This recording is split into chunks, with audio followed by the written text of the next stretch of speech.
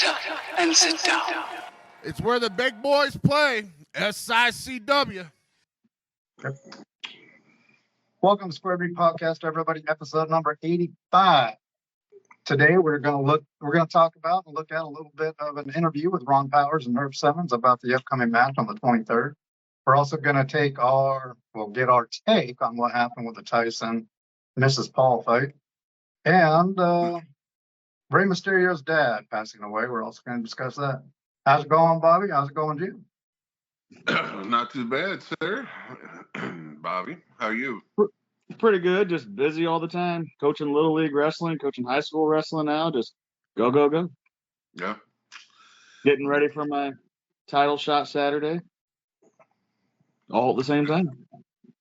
Gotcha. I'm glad you're busy because I'm not trying to be that way. Yeah, I get off work and I get back into Belleville about 3:10. I'm at Belleville East at 3:45.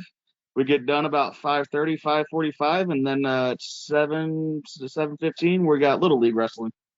It's just go all the time. More power to you.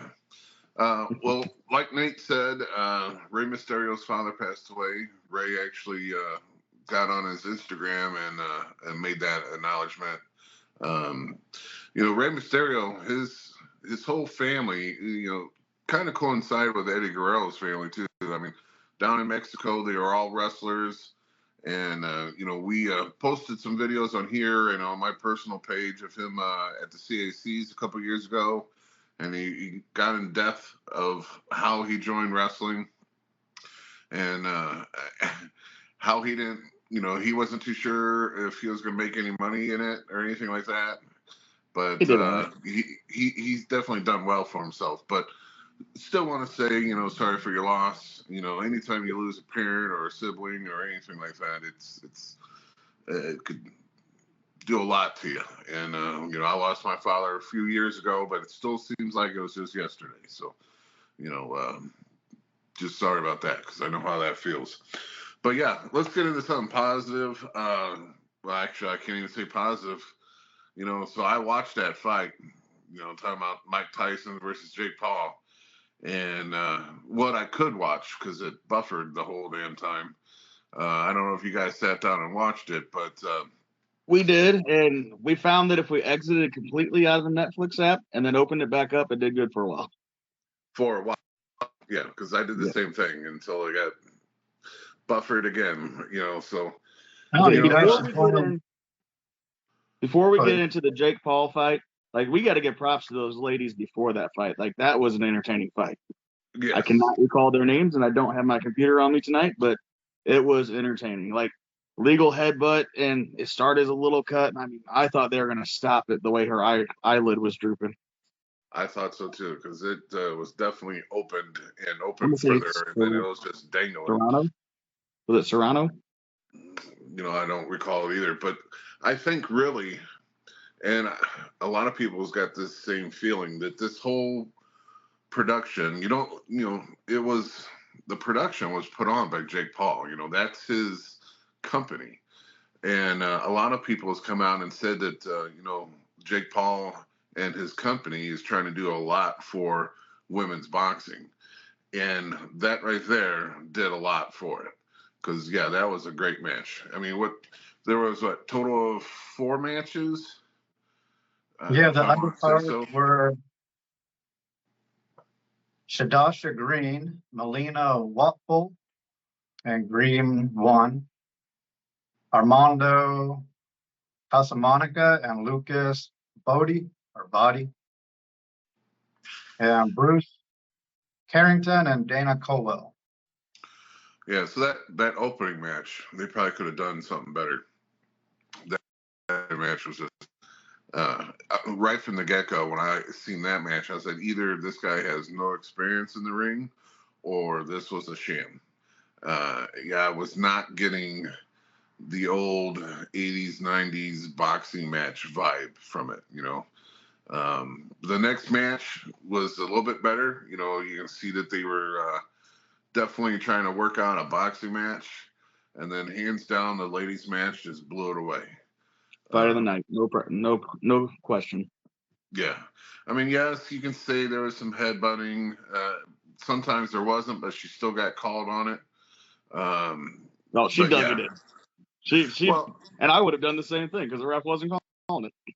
Well, you know, She the one time after it was open, she tied up many times and led in with that head just like a wrestler does. Like, she definitely did it. Yeah, but again, if the ref's not going to call it. The one time that he did call it on her, she didn't do it. Because they even, did the small little screen to screen.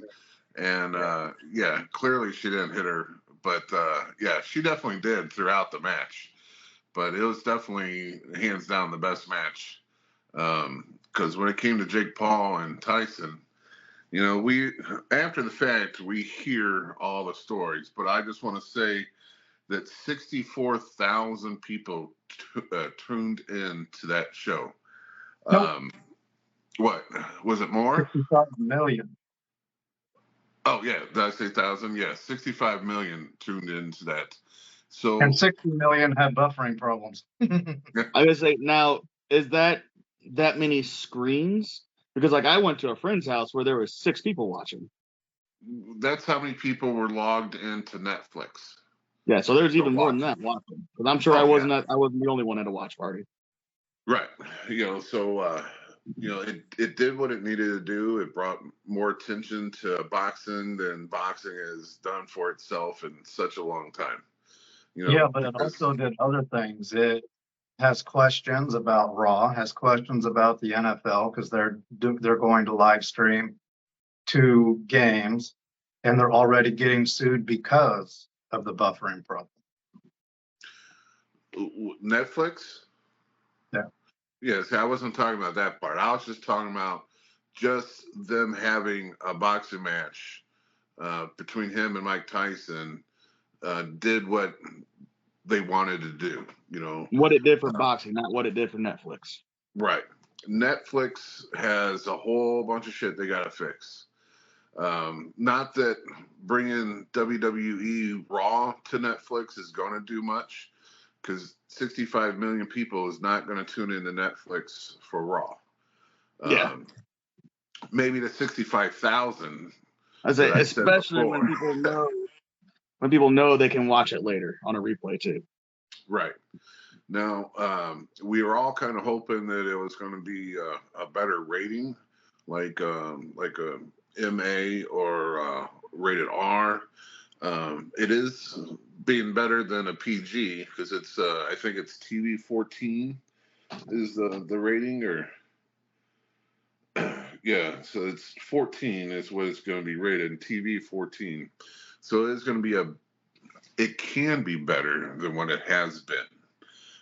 They're kind of getting a little rough around the edges right now, because they're slipping in some cuss words or some in your window type of stuff. But that's mainly because they're leaving their channel, in a month and a half, and they're going to go to Netflix. So I'm hoping that it gets a little bit back to the Attitude type of era. I think that was the best era to watch wrestling. Besides like I talked about watching the 80s and the classic matches. I love that stuff, and then I got out of wrestling for a while. But then the Attitude Era, and then the WCW coming back with the NWO, that's what, the big boom was for wrestling. So I hope getting this TV 14 rating will actually start it up again. I mean, we'll see. And not necessarily that once it starts with that it's got to finish with that. They can always move up in the ratings or however they want to do it. But yes, Netflix will probably have to do something, with their equipment or something to get them to stop buffering. Because on the app, it actually made it pretend like it was our fault. Like our internet sucked, or our connection sucked. But it was all 65 million's connection sucked. Right. But yeah, so Netflix said they considered it a success, even though there were minor complications. Oh, Of course, they got so many people drawn to their platform. I mean, it was a success. It could have failed 10 minutes after it started, and it still would have been a success for them. They got that many eyes on their platform. Was the Mike Tyson and the Jake Paul match what it was supposed to be? I mean, I guess it was what it was supposed to be for them. It wasn't for us because we wanted the 80s Mike Tyson. And that's not what we got, you know. And some people say it was Father Time that caught up with Mike Tyson. But then you have other people that came out and said that, like Dana White, you know, he came out and had an interview and said he talked to Mike Tyson, and Mike Tyson told him exactly how that match was going to be because he knew that kid, I think he called him a kid too, wouldn't be able to touch him unless he wanted him to. And we almost got glimpses of like the 80s Mike Tyson, and mainly in the first couple of rounds where he, swerved out of the way and countered really quick. But there's also rumors. Bobby, you've probably looked into more of the rumors than I have. What did you hear? I say the biggest ones were that, from what I read from other people, I didn't read the contract directly. I don't even know if it's public knowledge, but the biggest thing would be the payout system. So if it finished in the first round, Mike Tyson only gets $2 million. If it finished between the second and third, it was like $4 million. It had to go the distance to get all $20 million. So like it was incentivized to make it go longer, first of all. The other big thing, Mike Tyson was always known for his hooks. He was the first one to really like have the devastating hooks that knock people out. Well, you open those up with the uppercuts. They said he wasn't allowed to throw uppercuts contractually, and I don't recall seeing a single one in that fight. Yeah, there was none.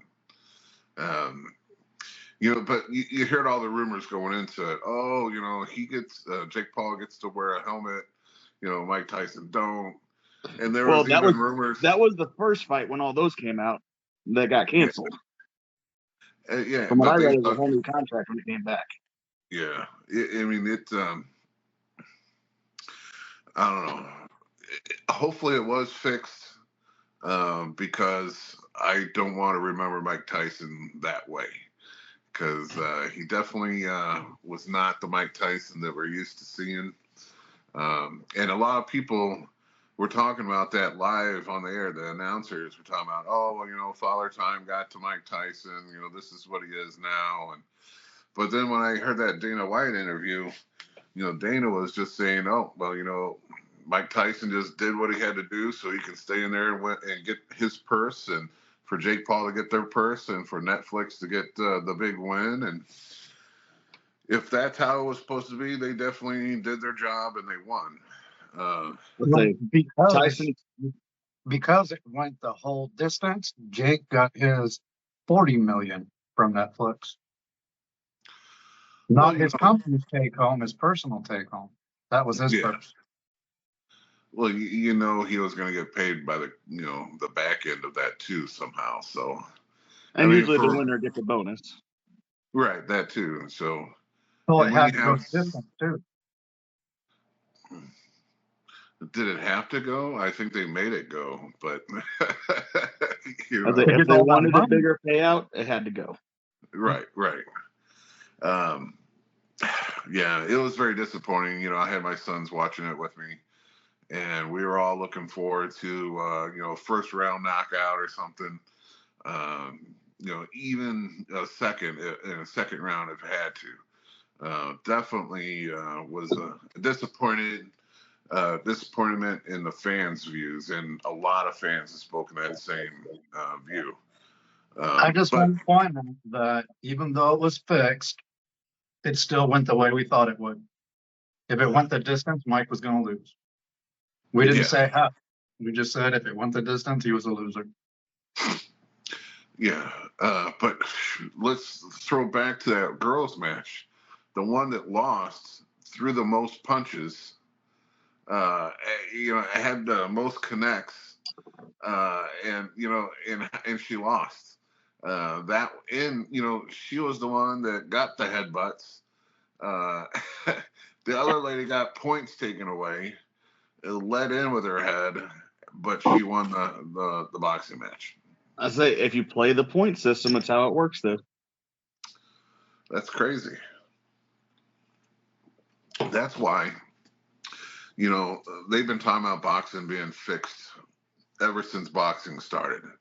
It was the way to make money for the promoters, and if they can get someone to take a dive, they can make those points go that way, and everyone gets a big payoff. So yeah, there's been actual proof that fights were fixed in the past. Yeah. I mean, like you said earlier when you were talking about football going live on Netflix, there's rumors about football being fixed. So, almost every sport. I mean, that's the only way the Chiefs can win so much. I'm just saying.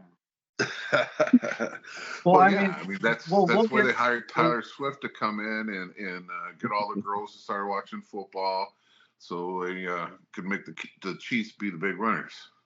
Well, let's take a look at that. Mahomes has had a really shitty year. On any other team, they would be at a worse. They'd have a worse record than the Bengals, but they were undefeated till last Saturday.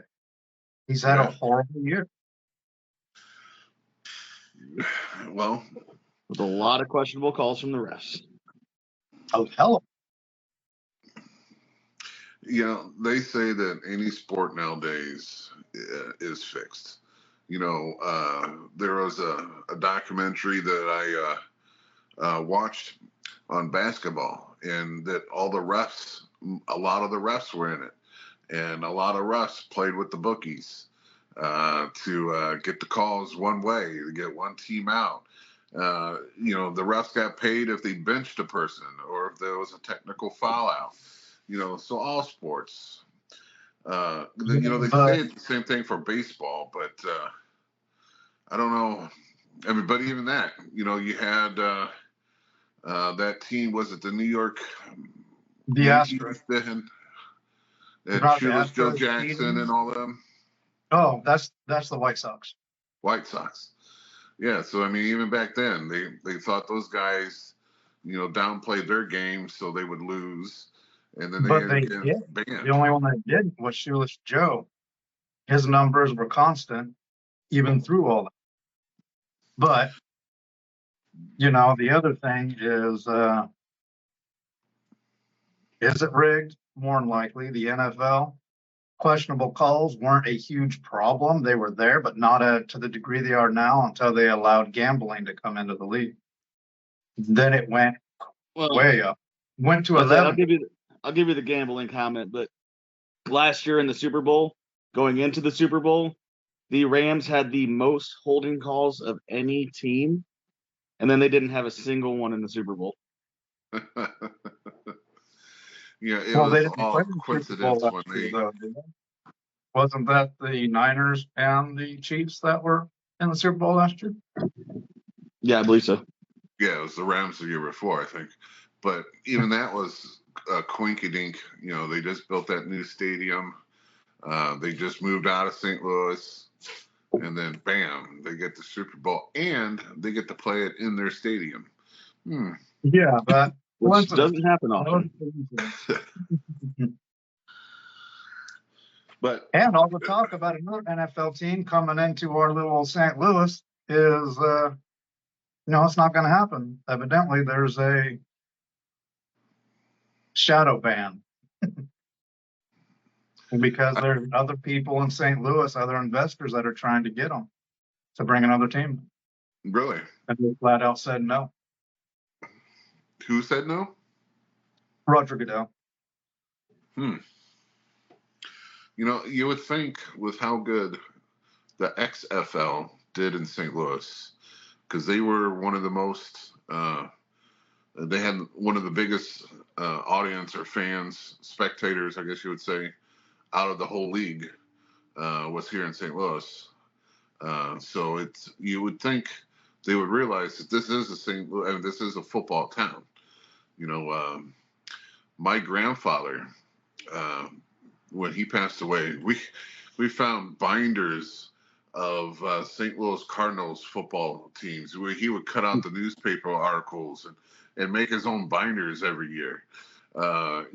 He had so much St. Louis Cardinals stuff, and when the Rams came, he was like totally against the Rams. The St. Louis Cardinals, that should have been the team that stayed here. And then, after the what years about go the St. on, Louis then he Browns became before them? what? What about the St. Louis Browns before that?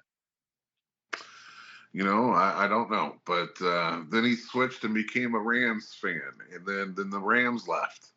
So I don't know, but definitely St. Louis is a hotbed for wrestling and baseball, because even baseball, like the St. Louis Cardinals fans for baseball was ranked at the top 5, places to come for the fans. So I mean, we're definitely a sports town. And with that, I still don't understand our fans may not know, but when we were invited to do the pre-screen for Roadhouse, one of the executives for the Battlehawks were there, and they want to do something with SICW, but with the fans and all that, it just didn't come together, and I don't understand that. Well, I think it could have, but I don't know if we're going to have a team with them this year either. So it's kind of all on a standstill. So, I mean, who knows? I do want to point out, though, when Raw does come to Netflix, they've already announced that they're going to make the first episode. They're trying to go out with not go out, but start it with a big bang. Roman Reigns is already scheduled to be there. They're pulling Becky Lynch back in, so she'll be there the first night. I forgot who the rapper is, but Triple H evidently picked. Did you say R-Truth? Yeah. No, it's not him. But there's another rapper that's going to make the new song for Raw, and he's going to be there. And Triple H awarded him a belt over the weekend. He went to one of the shows. But shoot, they make belts for anyone now, though. Every freaking team for football has got a belt. Baseball too. The MLB baseball has one as well now. But so evidently they're gonna really try to make the first episode at least a big banger. So and The Rock came back last week. We can talk about that. He had a movie come out this weekend. I got some results for it. It's called The Red One. Now, I will probably see it at some point. I probably won't go to the theaters to see it. This movie was supposed to be a Netflix, at least this is what the rumor was. This was supposed to be a Netflix movie. But when they were making this movie, The Rock, and this is what people are saying, The Rock cost this movie so much money. One, because his ticket price, for him to be in the movie, his pay was $50 million. But they also said that he was late every day, that some days he didn't show up to make this movie, and just him doing that cost another $50 million to push things around and work around his schedule because he couldn't show up all the time. So that was $100 million. But this movie cost $270 million to make. And this weekend, the opening box weekend for this movie, they pulled in a whopping $32 million. So they're already calling this movie another dud for The Rock. It's going to be his other Black Adam movie. Yeah, he's been poisoned ever since his ego got the better of him. And that was with, towards the end, the last 18 Fast and the Furious and going into Black Adam. He's been poisoned since. Well, and it kind of was in that Fast and the Furious that, Vin Diesel kept saying all this stuff that The Rock was trying to pull, and that, they had a feud during that movie. And it seems like he did get to that stage where, he was hard to work with. But they they also said this weekend is this, because going into this weekend, a lot of people had already talked about how shitty this movie was. Now, I'll say that, but I haven't seen it. But I will be one of them that does see this movie. I just don't. I'll probably wait for it to come to streaming. But I'm not spending money on it. right. But they're saying that that's why he came back to wrestling so quick, and that he's freeing up his time to be in wrestling. So I don't know. I mean, he already got his money from the movie. It's not like he needs money to go back into wrestling or anything. But they have announced that he has freed up some time to come back to wrestling and actually run a program again. So look for The Rock to start doing that blood money. Yeah, I think his free time was forced on him. It could be that the amount of money that they paid him is the most an actor has been paid to be in a movie. For the longest time I'm going to butcher his name, Rowdy Downey Jr. Robert Downey Jr. Robert Downey Jr. Okay. For the longest time, he was the highest paid guy because of Iron Man. And just a good side note for that, though, in the sequels, he actually took a pay cut so his co-stars could get paid more. Good for him, because he's a good character, a good actor.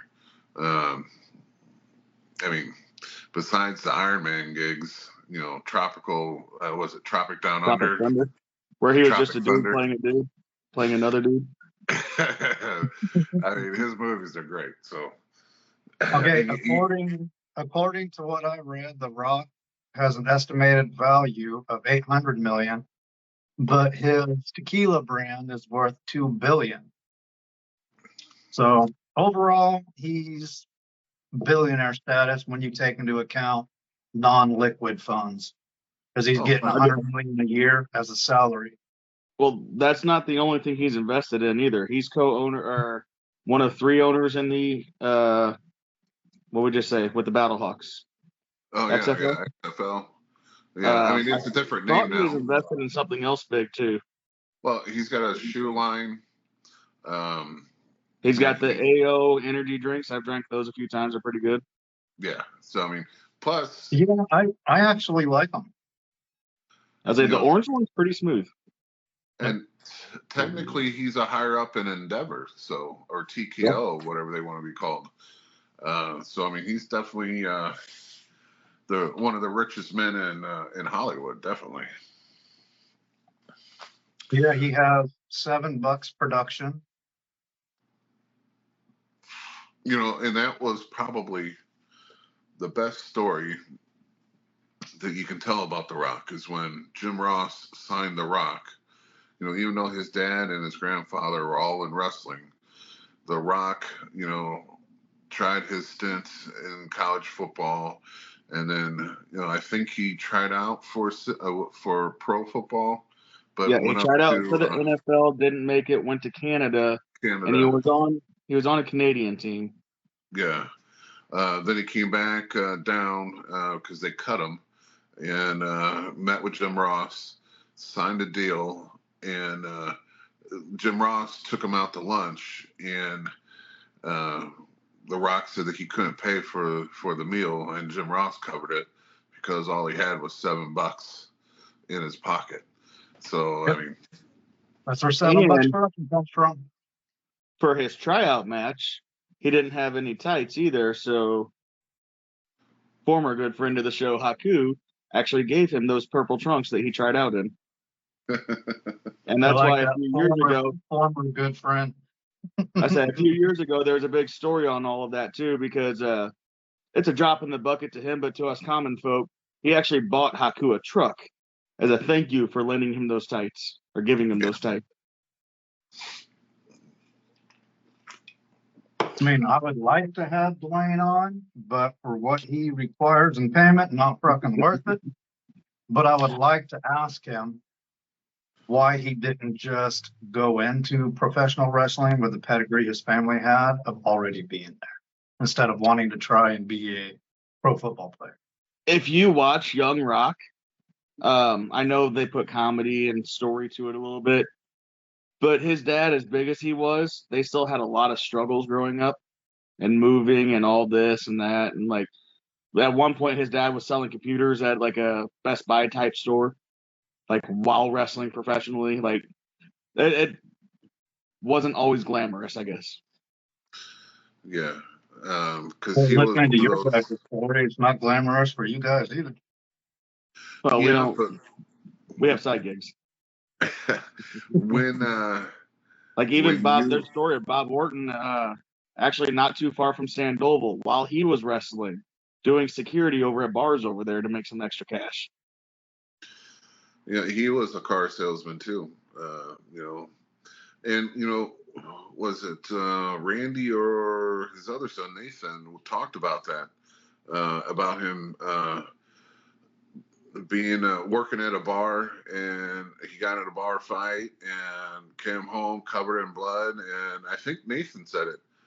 Yeah, he Yeah, did. well, we Asked have him it if he on. was okay, and he said, "Don't worry, it's not my blood." Yeah, Yeah, so. he did it. He did it at Randy's.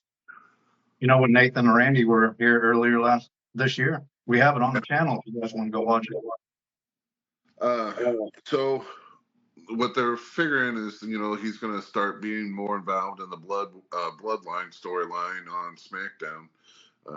Because Which and there, bloodline?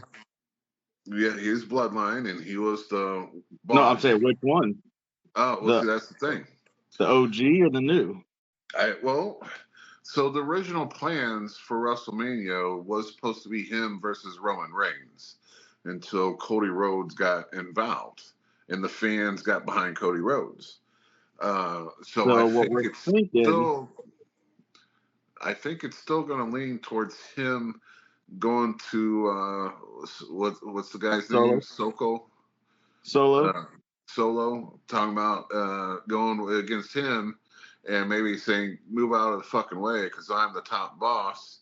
I'm Or going to go Solo's just been acting on his behalf this whole time.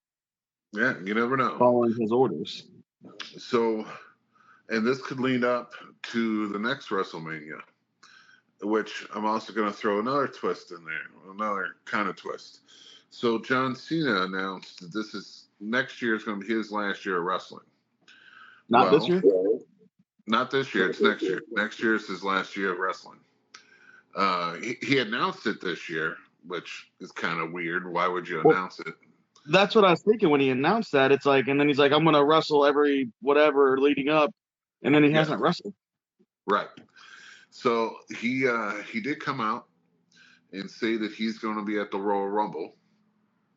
So what I figure, and a lot of other people is talking about this, John Cena winning the Royal Rumble, John Cena going against Cody Rhodes for the WWE Championship, and then that would make him a 17-time champion, so he'll be one over Ric Flair technically, even though Ric Flair's probably held that title more than 16 times.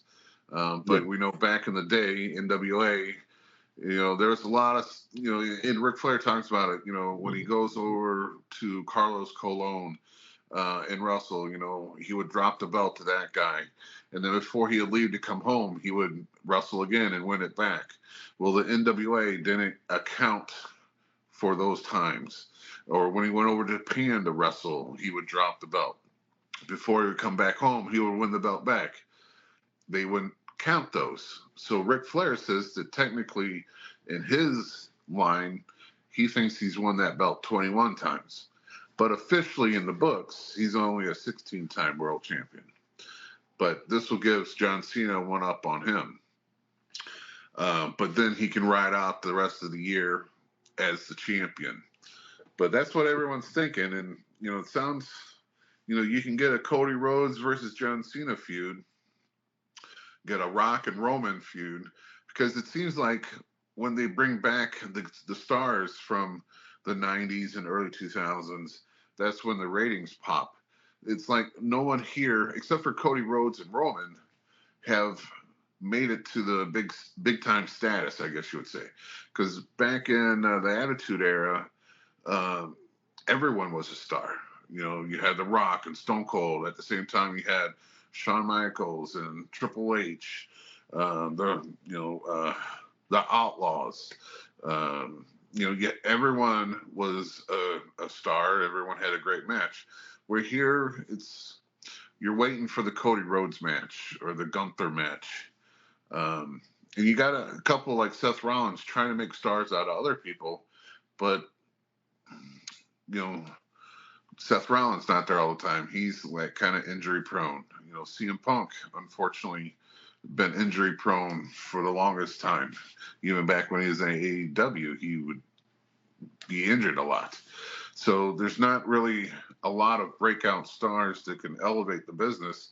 So it almost seems like they have to bring in a guy from the olden days to kind of elevate it. Going to Netflix, I bet you they're going to reach out to a few more to bring them in. Kind of like how we talked about last week, how NXT brought in a lot of ECW guys to kind of elevate NXT, which worked because they beat the shit out of AEW that week. Well, so I can see it coming. I think also part of him waiting another year is because it's his final year. He's projected to be the highest paid wrestler in WWE. So he's gonna try and push over that $100 million mark for his earnings. Well, more power to him. More power to him.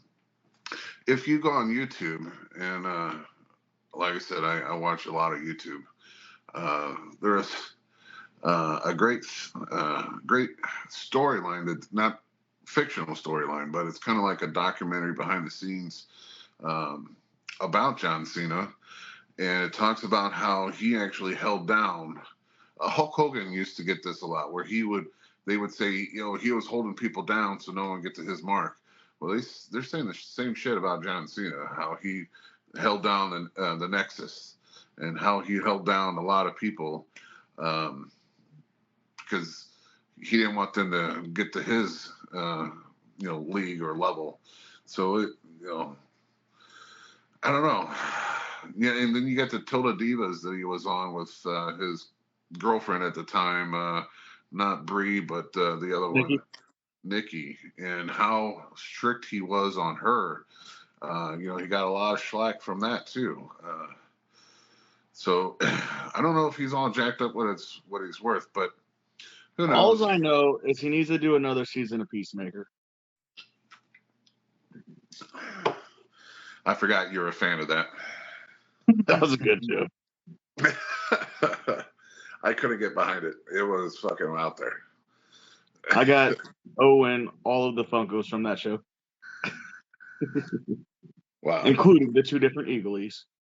All right, before we get to SICW. Coming up on the 23rd. Yeah, before we get to SICW, I want to finish with SICW as like the Big Bang. Before I get there, I just want to knock out a couple other things. Scott D'Amore used to be the head of TNA. They announced that he walked through the Performance Center. So a lot of rumors are circulating around that. He got fired from TNA, and he's supposed to be starting his Canadian wrestling. But he's walking through the WWE's Performance Center for what? So, there's rumors. Are they going to team up with him? Kind of like how their WWE's teaming up with TNA? Or what's going on here? And his promotion that he's doing up in Canada, they've already signed Eric Bischoff. He is going to be like the general manager. And Eric Bischoff has already announced some former WWE guys that's going to wrestle on the first show. That ex-MMA guy, they'll always wrestle barefooted. used to be in the UFC. Oh, Ken Shamrock? No, No, he had barefooted. boots. He was part of Randy Orton's group, RK Bro. Oh, Matt Riddle. Yeah, Matt Riddle. He's going to be one of the first guys that's going to be wrestling for it. But well, Canada, he might not have to take a weed test. as long as he's not carrying when he goes over. Kenny Omega is returning. Kenny Omega's been hurt. He's got had a diverticulitis, is what I remember. I think is what he had. That's what Lesnar had when he was in the UFC, and Jim Ross had it. Yeah, and I know. I mean, my wife gets stabs with this too, and it's a very painful thing. But so he's getting some heat over his return because he is one of the backstage guys in AEW. You know, he's a higher up. He's also one of their biggest stars, but he's not returning to AEW for this first match back. He is going to go to New Japan Pro Wrestling, and he's going to go wrestle out there first. And everyone's giving him some shit. Also giving AEW some shit. Like, why are you letting your top guy, who normally when a top star comes back, you know, that's normally the money show. You know, normally you have them come back on a pay-per-view, and that's what sells your pay-per-view. You know, your top guy coming back, get that return pop. But they're not doing it for AEW. He's going to New Japan for it. It's because Tony Khan's so out of touch. He probably thinks that people over here won't notice that over there. You know, if you're a wrestling fan, you're going to notice things. But also on AEW. I would put money on he's getting a giant payday because he's huge over there. Right. Which could be another. Don't get me wrong. It's good for him. It's bad for the company that he's actually a higher up on, though. You know. But on the last thing I'm talking about, since I spoke about AEW, they announced, because of the lack of sales at live events, they're going to start working smaller arenas or smaller venues. So, you know, Chris Jericho had talked about it, about AEW being such a baby company still, that they're doing great for what they are. You know, 5-6 years into the business, you can't ask for better people to work with, because they got some great people working there. You know, Ricochet's there, Bryan Daniels is there, Samoa Joe. Second name was good. Third name was good. But they got the right people. I would say a lot of the right people. They got a TV contract that's worth billions of dollars. So I mean, they got the money, but so for some strange reason, they're just not selling the product. And I guess they're gonna try to hide that this year or next year. So they're going to small arenas.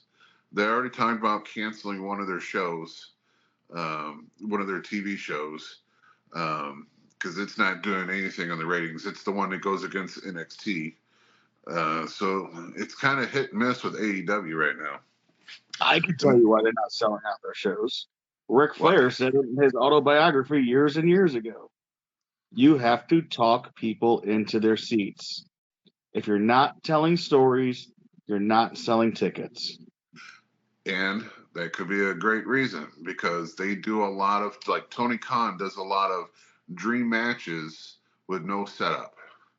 He'll just announce out of the blue, you know, Ricochet versus Kenny Omega Saturday night. And see, even like that, like, at least put it a month from now and advertise it. Like, even if you're not going to have a story, advertise it. Yeah, it's he does not do that. And you know, we talk about it too, because I go to almost I mean, in fact, I go to AEW over, which is kind of weird. I don't know why I do this. Well, I know why I do it. You know, I can watch WWE But I don't go to their live shows anymore because their live shows are so expensive. I don't watch AEW, but I'll go to their live shows because their tickets are cheap. So it's a little weird, but I'm okay with it. You know, it's not like I'm a WWE religious guy where you got to watch every show, because I don't. A lot of times I just watch their pay-per-views and I skim through those. And then if something good happens, I'll catch it on YouTube. So, and it's the same with AEW. I don't watch their shows live when they're on. I will go to see them live, though. It's just weird. I like the low ticket price, but they're just not doing too good. But doesn't like the silver buck? Let's move on to SICW. So our last show is this Saturday, and possibly SICW's last show. Possibly SICW's last show. So it's for, like I said it before, it's for all the marbles. So we got a 6-man tag. We got Attila Khan, Haku, and the Barbarian with Stephen E. Versus the band, as I like to call it, and like Herb likes to call it, of Ron Powers, Danny Boy Hawkins, and Gary Jackson. And this, like I said, it's for all the marbles. So, you know, Stephen E's team wins. Stephen E has the rights to control SICW. And he talked about it live in a live stream tonight that I got on and tried to fight with him a little bit, argue with him. But he said he's doing it because of how well Herb Simmons and Sam Mushnick and Larry Masick treated St. Louis. That St. Louis is such a great wrestling town, and it's got so much heritage with Lou Thez living here. Lou Thez having his own promotion here. Then teaming up with Sam Mushnick to run the NWA. That it's got such a historic atmosphere, and that Herb has got, the wrestling at the Chase stuff. He's got all the footage, you know, he's got all the cards and everything that tells you who won and what they won with and how long the match is with. And he said on his live stream that is the reason why he wants to buy SICW. That he wants all that back catalog. He wants all the historical stuff about wrestling in St. Louis. And he wants to take it to his investors so they can either keep it silenced where no one gets to see the stuff anymore, or that he's going to change history and everyone's going to think it's because of Stephen E. that St. Louis is such a rich wrestling town. So even us, you know, we have permission to run some of the Wrestling at the Chase footage. If he technically owns it, we will be out of that footage too. So it's kind of everything is on the line this Saturday. Bobby, you got a match. You know, you and Glenn Williams, 2 out of 3 for the Central States. Yep, he's gotten lucky a couple times over some rematches. I don't think he can make the lightning strike twice in one match. So I've given them all to myself, but you know, I definitely think I'm taking this one. Right. I mean, all hopes for me too. You know, I'm going against Kowalski for my rematch clause on the Classic title. But even at that, even if I win the title, even if you win the title, if Stephen E's group wins that match, it ain't gonna fucking matter. You know, he can fire us. You know, on the live stream, he talked about firing me, firing Drew. You know, and talking about all the wrestlers that he would get rid of, Gary Jackson. You know, so it's we got a little bit of film from tonight from Herb, right? You want to roll that footage? Pro wrestling fans, Herb Simmons coming to you on this lovely Tuesday evening. And for those of you who follow me, you know I made a post last night as I count down the minutes and the days to November the 23rd, this coming Saturday, I talked in my post last night about how we got to this point. And for those of you who checked out the show Sunday night, you saw an interview on there between myself, Danny Boy, and Hawkins, and Dr. Drew, hearing our side of why this is taking place. And both then you heard us talk about a gentleman. Last night you heard me in my post talk about another great friend of mine. I caught up with him here tonight. We're just kind of talking about, where we're at. This is the gentleman that I told you when he first come back in. I asked him to come in and get some advice, and he told me, he said, well, Herb, maybe it's time. Maybe it's time to all good things come to an end. But I'm here now with my good friend Ron Powers. And Ron, I remember that conversation that we had, and I said in my post that I made last night to the people who follow me that maybe you're right.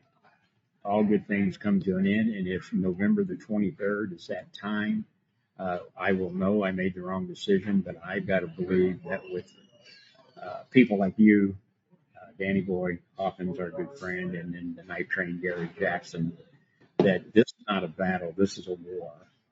Am I correct?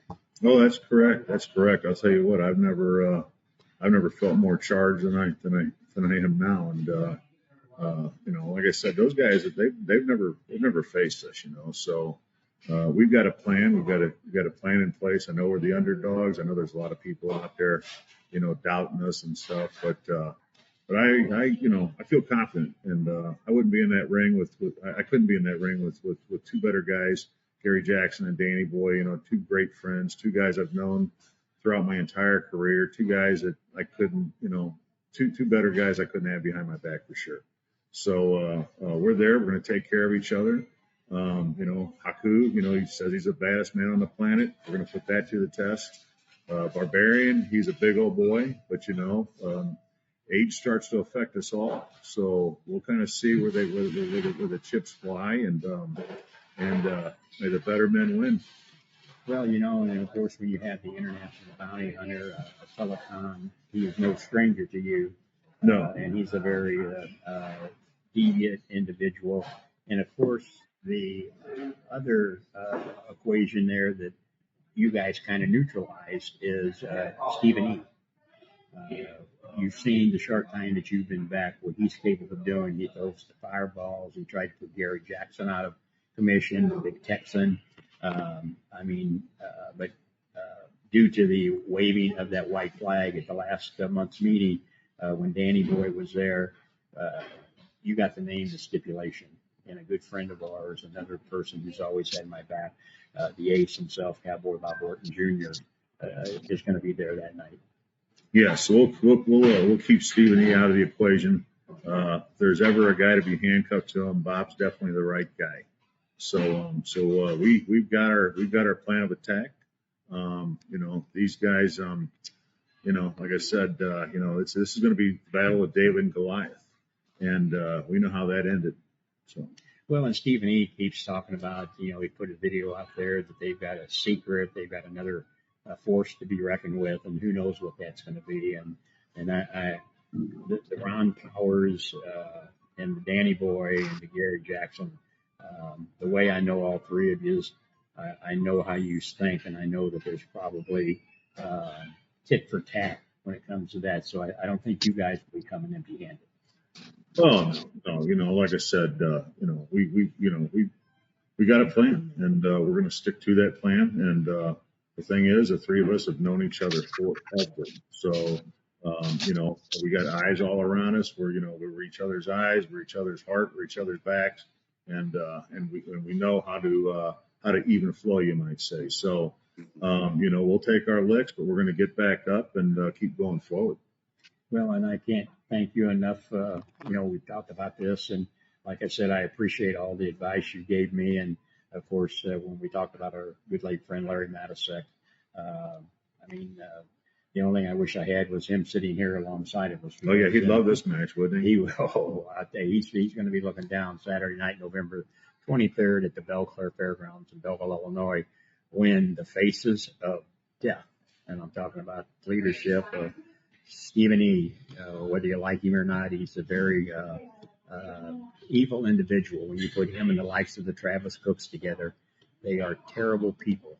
But Haku, the Barbarian, and the Telecan taking on this guy right here, Ron Powers, a guy who's traveled all over the country, traveled with Bruiser Brody, and people like Pressure Blackwell, Dick Murdoch.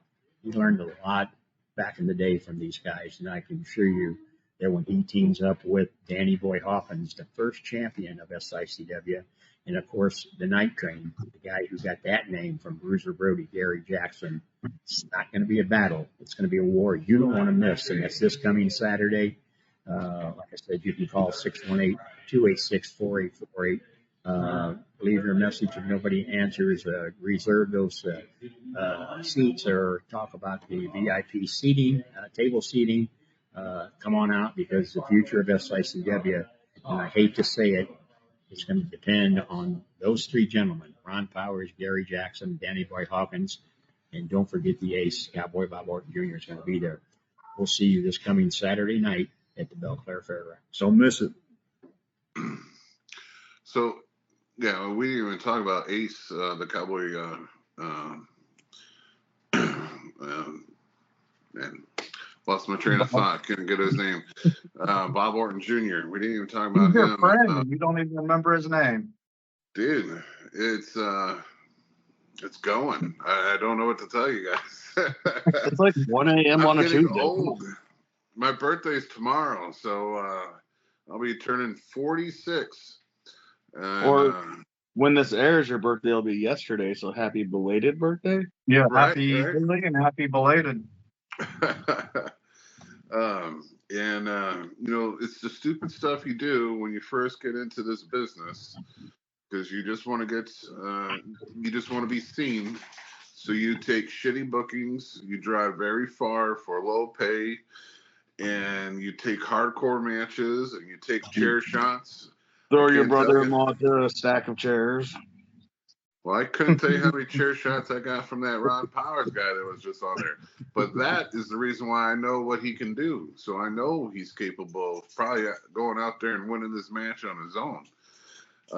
But I'm just glad he's got Gary Jackson with him, and that he's got Danny Boy Hawkins with him.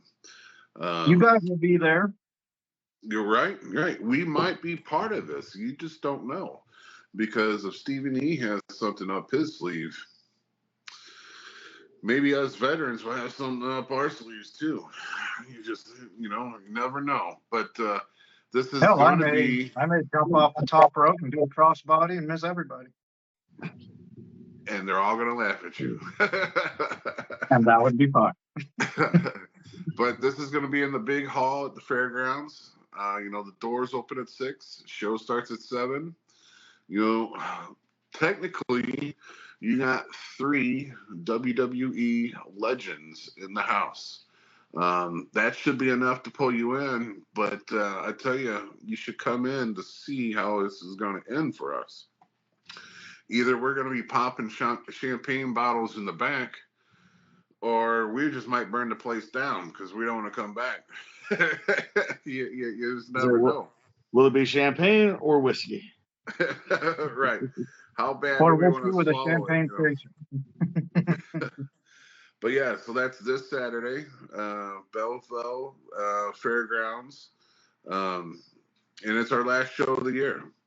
And this show is going to depend on this show is going to make next year good or bad. So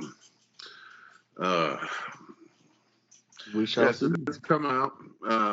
It's extra big room. There's a lot of tables going to be around there, so a lot of great seating, a lot of room for seats.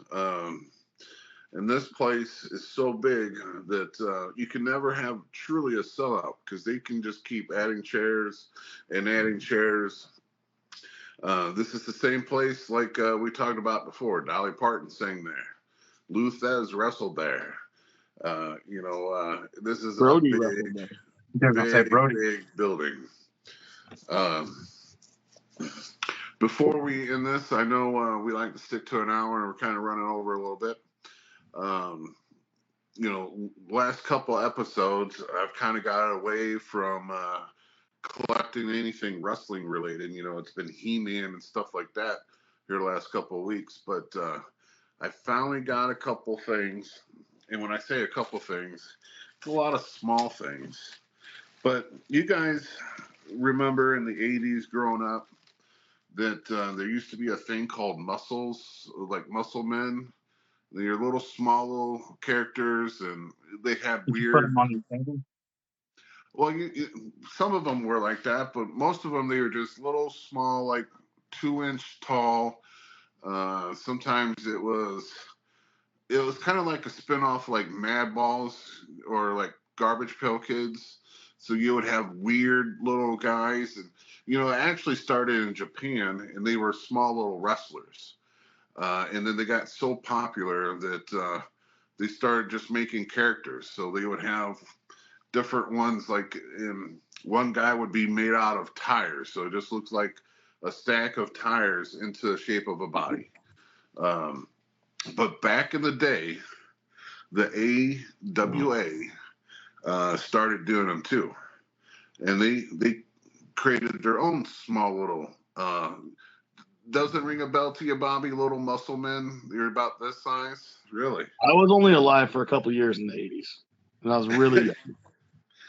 But these guys, they came in a whole bunch of colors. So there's blue, there's actually like tan, and there's red, and even green. But they were off of you know, the AWA characters that I show you guys every once in a while. They're just small versions of that. So with the based on them, it reminds me of just like little army men. Yeah. They are smaller than Army Men, but like this one here is Stan Hansen. He's got his cowboy hat, his cowboy vest, cowboy boots. There's different ones. There's this is Ric Flair. He's got like a little robe. It's kind of like the same thing they did to Harley Race for the LJNs.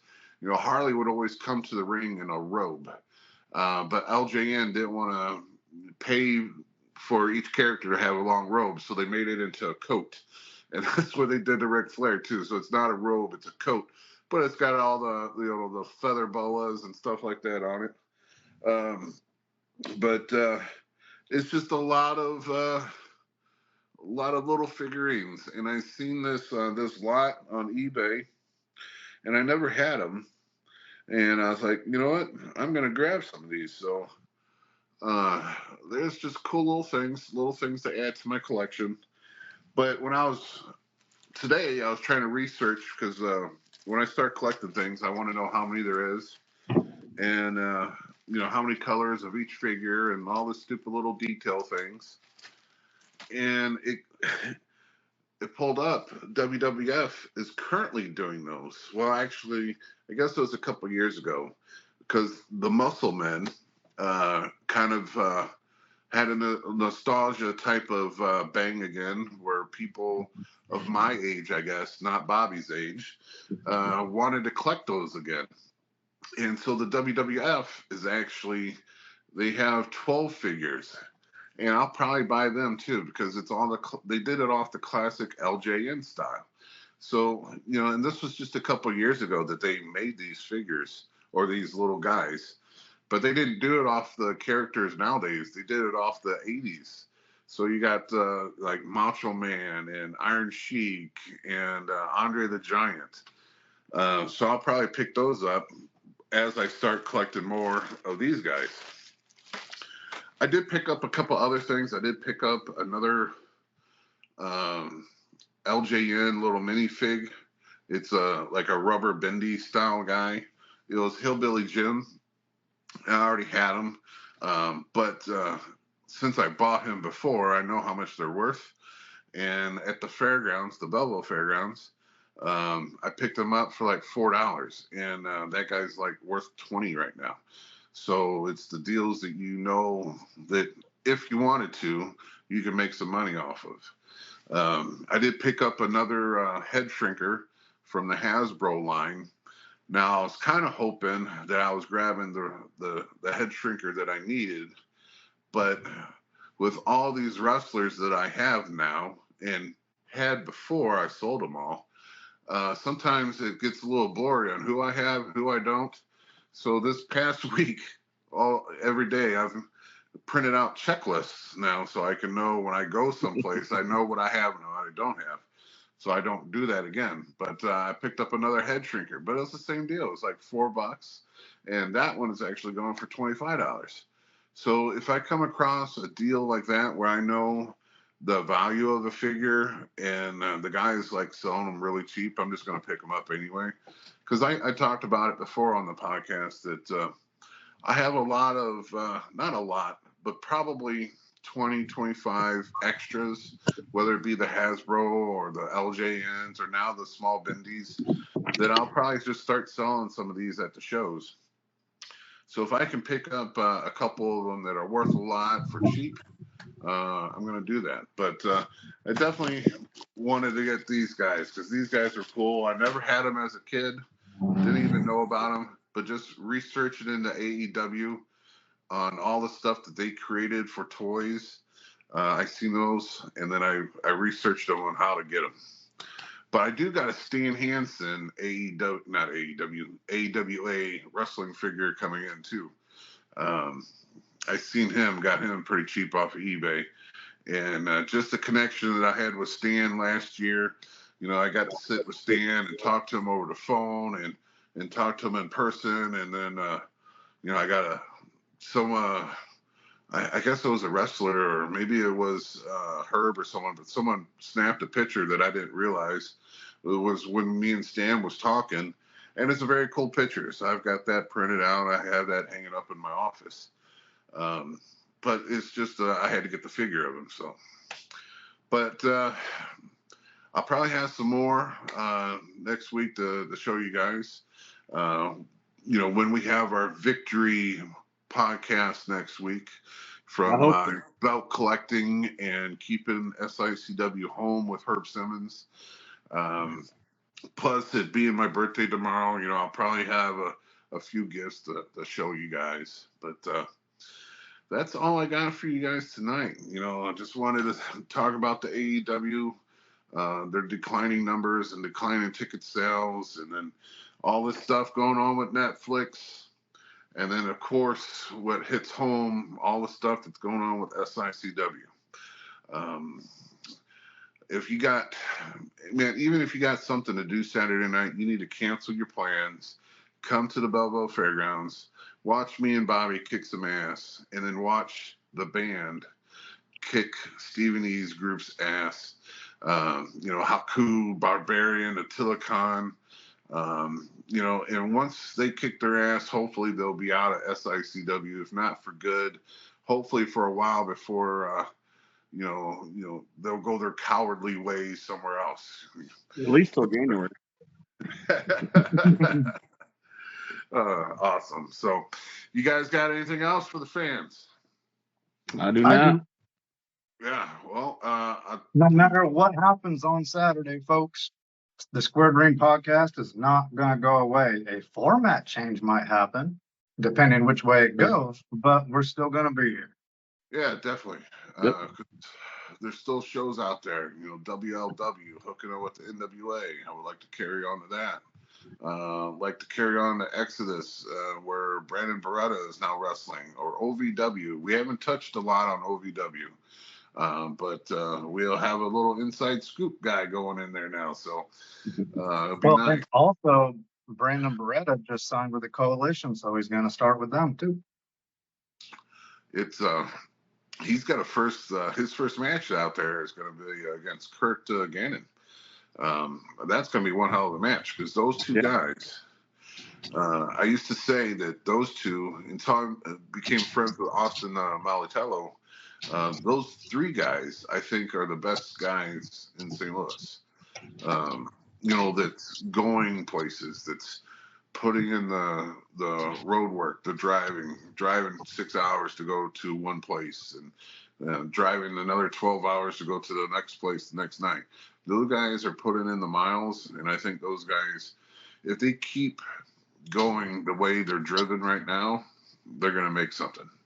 They're going to go places. So, but those two are going to have, I think it's for the championship belt for that company. So that's going to be a great match right out the gate. And you never know, Brandon might get that belt right out the gate. Yep. That'd be kind of nice. But yeah, before we go, I do want to say that we're still increasing subscribers. We're still getting a lot of views on the matches. And I just want to show my appreciation to you guys. Thanks to everyone who sits down and watches our matches and our podcast. I can see the matches more than the podcast because the podcast goes an hour, hour and a half, but we try to fill it up with some information. And I'd just like to thank some of them that I know on a weekly basis that they watch them. You know, Frank Murphy all the time watches them. Another Simmons, Don Simmons, no relation to Herb, but he watches every single podcast. So I just want to give a shout out to those two guys. And we still need to get Frank Murphy's tapes over to Nate. Matter of fact, I'll bring those to work tomorrow and I'll try to get them over to your house. That way we can start airing some Larry Matisic. You know, they're not videos, but they're audios, and I'm sure we can make some videos with them. But just to get his voice back out on YouTube or on Facebook where I repost our videos. Because that guy, I used to say when my father passed away, Larry and Herb were kind of like stepfathers to me. You know, I had a stepfather, LG, great guy too. But wrestling-wise, can't go wrong with the Godfather, Herb Simmons. And then Larry Matisic, I mean, the guy's worked for everyone. Even Vinnie Mac, who he hated. But well, that's another story. But just to get his voice back out on the airwaves, I think is going to be a blast. And just to listen to all the old matches that he calls. I'm very interested to see what's on these tapes. But thank you for subscribing. Share our product. Get this out there. If you want us to cover something else related to wrestling or non-related to wrestling, let us know. We'll try to fit it in, try to research it. If you hate the product, let us know. We'll bury you in the comments. I mean, I'm not saying that. We'll learn from the lessons that you try to teach us and still bury you in the comments. But thank you for watching. And I guess for Nate, for Bobby, for the Big Texan, thank you for watching the Squared Ring podcast. We'll see you next week. You guys have a good night.